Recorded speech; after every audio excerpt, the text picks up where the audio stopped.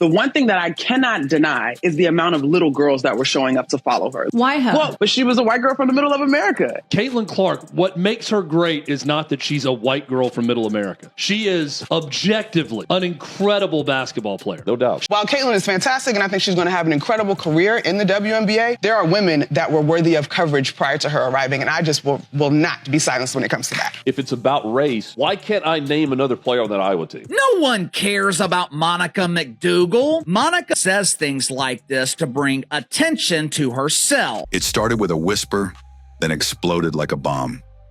Just 2 minutes ago, everything changed. A voice that once criticized Caitlin Clark with fire and fury is now walking it back. Monica McNutt, one of the loudest analysts in the game, has just issued what many are calling an unspoken apology for fueling one of the most racially charged narratives in women's basketball history. The Monica McNutt stuff, and specifically with this level of media, we're talking about with ESPN, their issue with Caitlin Clark. Caitlin Clark represents Trump America, MAGA America. They see her and they say, this is someone that everybody who roots for probably voted for Donald Trump, and I hate Donald Trump, and I hate those red hats, and I hate everything that represents to me, because to me, that represents racism. The backlash was too big to ignore. The pressure, undeniable. And now, after weeks of silence and shade, the tone has shifted. Suddenly, it's not just about basketball anymore. It's about accountability, image, and what happens when the spotlight exposes more than just talent. What it is racism, right? It gets blown up into, oh, they're going after Caitlin Clark, but no, we're just playing one of the best players that's in this league. We saw what happened last year. Caitlin Clark was targeted. Like, that's been a part of the game. The game has always been physical. I know what physical basketball looks like. The WNBA just got a whole lot louder because Natasha Cloud didn't just criticize Caitlin Clark, she attacked her. And now, the backlash is sweeping the internet like wildfire. What was your reaction to some of the new viewers and fans to the game thinking that the WNBA was too rough? You see when I took knocked out? Yeah, rookie season, Jewel Lloyd. It's just a part of the game. So there was no targeting. There was no nothing. When Caitlin Clark stepped into the WNBA, she brought more than just highlight plays and jaw-dropping numbers. She brought millions of new fans, national attention, and a tidal wave of momentum the league had never seen before. But almost as quickly as her rise began, so did the resistance. And at the center of that storm, voices like Monica McNutt, who didn't just critique Clark's game, but framed her entire presence as a disruption to what the league was supposed to be. It started subtly, a few digs here, a few dismissive remarks there. The white lady entered the league and started shutting y'all's asses up. She started knocking them down. Monica, a former player and prominent ESPN analyst, spoke on panels, gave interviews, and made it clear. Caitlin Clark wasn't just a rookie. She was, in her words, an outsider. Comments that could have been chalked up to basketball critique took a sharp turn. She labeled Clark's treatment on the court, hits, elbows, off-ball attacks, as just part of the game. Natasha Cloud has come out and said the new fans that have come into the league, a lot of them are racist. She brushed off concerns from new fans about the physicality Clark faced, reducing their reaction to not understanding WNBA culture. And perhaps the most jarring remark, suggesting this was how Black women play the game. By the end of the first year, y'all all look like fools. The rookie made the all-WNBA team, but y'all got reality checked, and these players are mad. They wanted to grow the league as long as the league were a bunch of woke activist fans. That one line lit the match. To many, it wasn't just commentary, it was coded, it was racial. And the message it sent was clear. Clark didn't fit in, not because of her skills, not because of her stats, but because of who she was and what she represented. A young white woman drawing massive crowds, outselling jerseys, and becoming the face of a league that had long struggled for mainstream attention. There are racists everywhere. It is, again, unfair to say the most popular player in the WNBA has seen in years brought that in. Most people were simply upset that their star players were getting roughed up, mostly because they never watched a WNBA game in their life. That visibility for some felt like a threat. The irony? Clark never asked for any of it. She never demanded special treatment. She never fired back at her critics. She showed up, did her job, and kept her head down while the noise got louder around her. Yet the louder her game spoke, the more aggressively the backlash grew, and Monica wasn't alone. There have always been the dominant teams. There's UConn, there is South Carolina. I think that the fact that Caitlin Clark started on a team that did not have mind-blowing talent existing and brought that team to a championship really says something about you as a player. And when you are ranking players, you are ranking them as an individual unit rather than a team. Her commentary echoed similar sentiments from other WNBA veterans, most notably Natasha Cloud, who flat out accused new fans, many of whom supported Clark, of being racist. Together, these narratives created a dividing line between the old guard and the new wave. It almost felt like marketers were trying to figure out, like, yeah, we have all of these amazing players and these amazing personalities, but can we push the demographic? And then when Caitlin Clark got to the league, the Angel Reese's got to the league, and they might have been fouled hard. The same thing I saw happen with Shamika Holtzclaw, though. You see my tooth knocked out? Yeah, Rookie season, Jewel Lloyd. My tooth knocked out. I still didn't get it. So how do you? It's cool. T-Clark, how do you feel about the fact that all of a sudden it was, oh, it's too physical. Oh, they're going at them because they're stars. What was your reaction to some of the new viewers and fans to the game thinking that the WNBA was too rough? It was a crazy season because we have never had so much momentum behind our league, so much support, demand, viewership, all that, accessibility. But the craziness that came with the new fandom was rooted in something other than fandom, right? And I think that's very evident to see across the board. In a lot of ways, it has not been about basketball. Like, we can talk about, you know, people getting fouled. I just showed you my tooth getting knocked out. Like, that's been a part of the game. The game has always been physical. I can tell you the amount of times I've left with bloody lips and eyes. I have bruises all over my body, even from the game last night. You can see bruises on my elbow from last night. Like, it's just a part of the game. So there was no targeting. There was no nothing. Right. That narrative that got spun into, oh, the vets hate the rookies hate the vets are going after certain players. It's all bullshit. Like, if I'm just gonna be frank, like, it's all bullshit. What it is racism, right? It gets blown up into, oh, they're going after Caitlin Clark, but no, we're just playing one of the best players that's in this league the way that any other best player, franchise player is going to get played. Mm-hmm. Watch how Stewie gets played. Watch how Asia gets played. Watch how Arike gets played. Watch how Khalid gets played. Go down the list of franchise players for every team. They be getting fucked up every game. It don't matter what position you are, what color you are, what school you came out of. This is how we feed our families. Our job is to go and win. And if we don't win, what happens? We get fired. We lose our jobs. So facts. Caitlin Clark is getting mauled, no calls. Ryan Clark is a clout chaser that stinks at sports commentary. His co-hosts aren't worth mentioning. Natasha Cloud, a.k.a. Natasha Clown, is running the race baiting media because she's average at best in the W, and now she's stuck in Connecticut because she stinks. Instead of welcoming the attention Clark brought, they weaponized it against her. But here's where things started to turn. As the criticism piled on and the physicality on the court intensified, something unexpected happened. The fans fought back. Not just Clark's loyal supporters, but neutral basketball lovers, casual viewers, even analysts outside the WNBA bubble. They saw what was happening, a young player being targeted not for disrespecting the league, but simply for excelling in it. So she went on with fellow racist Ryan Clark on The Pivot, talking about how racist we are. They can't see over their own hate. And as the public sentiment shifted, so did the pressure. Monica McNutt found herself on the defensive. Her once confident commentary was now being dissected, questioned, and criticized. The very fans the WNBA had been desperate to attract were calling her out. They didn't see tough love. They saw gatekeeping. They didn't hear critique. They heard condescension. And for the first time, Monica's voice, the one so central to this narrative, went quiet. And then came the moment that no one expected. The vets are going after certain players. It's all bullshit. I know what physical basketball looks like. And I know that what I saw on Caitlin Clark last year was not physical basketball. It was targeting. During a recent broadcast, Monica's tone changed. No fire, no bravado, just a subtle shift, recognizing Clark's impact, crediting her game, even praising her poise. It wasn't a formal apology, but it didn't have to be. It was an admission, a quiet acknowledgement that maybe, just maybe, the criticism had gone too far. Real point guard for the people, 3-time All-American, 2-time Naismith Player of the Year, 2-time AP Player of the Year, all-time leading scorer. She broke the records of Kelsey Plum and Sabrina. Like, literally, there is nobody who has been such a front-facing name. It's through a direct reflection of her skill set, but how can you be a top 5 player if you have not won a title? It's a great point, which is why I agree with you. That maybe this wasn't about culture or toughness, but ego and resistance to change.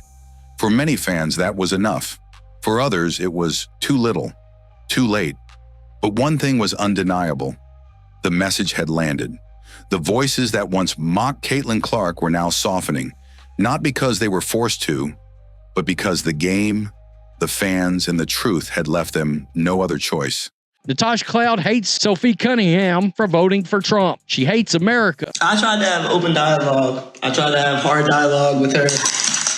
And it is what it is. What you vote for this election, we're going to see. But my life depends on it. And if that don't matter to you, you can't tell someone you love them and then vote against their life. Period.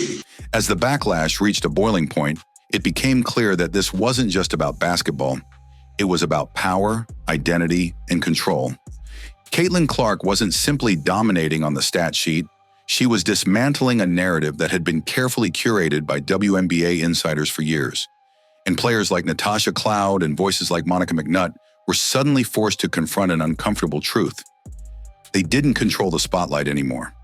Monica McNutt, once hailed as one of the league's most outspoken advocates, had positioned herself as the gatekeeper of what women's basketball should look like. But her commentary around Caitlin Clark began to feel less like analysis and more like resentment.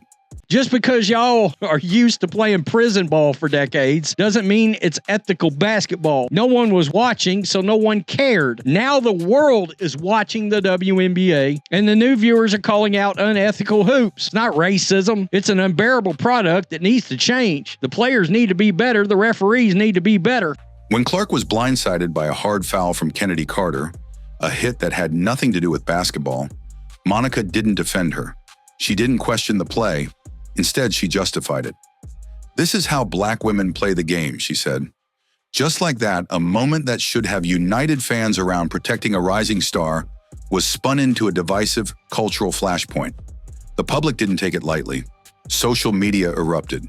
Fans from all walks of life, young, old, Black, white, longtime WNBA loyalists, and brand new supporters called Monica out. They weren't angry because she was a strong voice. They were angry because she used her platform to draw a line in the sand. The association, they gave us a gym that I paid for. Not entirely, but they took money out of my check and I paid for it, bro. You better get the fucking full usage of that. Man, I got hot tub, cold tub, weight room, full court basketball room. I walk in today, I'm on one side working out, Caitlin Clark on the other side. Really? I look at myself, there you go, 2 fucking legends, Patty. Did you say what's up? You know I say what's up, but I'm not the type to say what's up to interrupt your workout because I don't like people to interrupt mine. She can shoot the shit out of it. And the WNBA assist leader this past year. She can shoot the shit out the ball. She's a great shooter. And she's one of those workout people, you know, got to think, anytime I hit the court, I got to hit that bike. I'm older now, so I got to get on that bike and stroll for a couple 5, 6, 7 minutes. So while I'm strolling through the park, I'm looking at her shoot it. And she's one of those shooters where if you know as a gym rat, you guys know, like, damn, bro, why you throw that pass bad? Give me the ball in my chest. I'm like, oh, she's a gangster also. She's lighting people up. Throw me the ball the way I want it. What drill was it? What drill was she running? I don't know. She was doing a 2 in a row corner wing. And if you miss, you have to go back to the next spot. And if you missed again, you have to go back to the starting spot. She had a nice drill. I'm literally still in it. That's nice. And she was shooting the shit out of it. Of course she was. Right. So she was shooting the shit out of it. And she's the face of the league. Agreed. She's the face of the league. Agreed. In her world, Caitlin Clark was a guest in their house. And if she couldn't take the hits, she didn't belong. But here's what Monica and others didn't expect. Clark took every hit and never once swung back. Game after game, she was shoved, taunted, elbowed, and fouled. And each time she got up, no trash talk, no retaliation, just grit, focus, and execution. That quiet strength spoke louder than any soundbite ever could, while the media swirled with debates about race, toughness, and culture. A lot of times, you as an individual can really raise that team up and bring them to a championship. Breanna Stewart, who was ranked #1 in the top college basketball players of all time, but if she would have been on an Iowa team, would she have been able to win that championship also? Caitlin let her game do the talking, and that's what turned the tide. The same fans who were new to the WNBA, who were accused of being racist outsiders, began showing up in droves, not just for Clark, but for the league. Ticket sales exploded. TV ratings soared.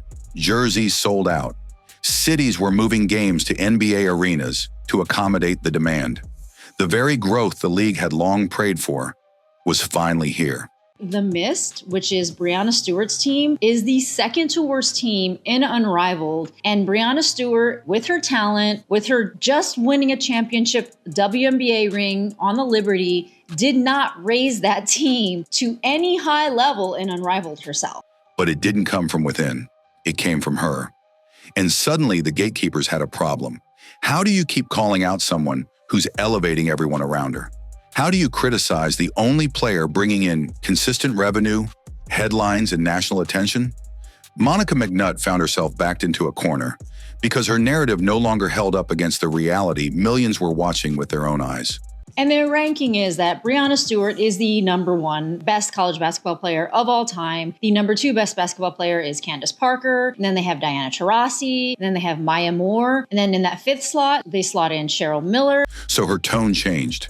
She started giving Clark credit, admitting her impact, acknowledging that what the league was experiencing was unprecedented. She didn't use the word sorry, but the subtext was clear. Her rhetoric softened. The wall of dismissal came down, because even Monica couldn't deny it anymore. Caitlin Clark wasn't the problem. She was the spark. Here's the thing. Love Caitlin. Love how she's transcended the game. I'm not going to go away from that. But in the open. But the deeper truth is this. Monica's quiet shift in tone wasn't just a personal correction. It was a reflection of something bigger, a changing of the guard. The WNBA, once insulated in its own ecosystem, was now being watched by the world. Every play, every foul, every comment, it all mattered. The old rules didn't apply anymore. The league could no longer afford to alienate the very fans it had finally captured.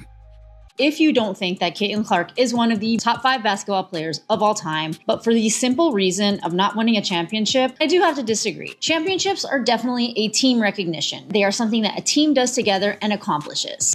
And that's why Monica's walkback, subtle as it was, hit so hard. It wasn't just about Clark. It was about the realization that the game had changed. And the people watching it, they weren't going to stay silent anymore.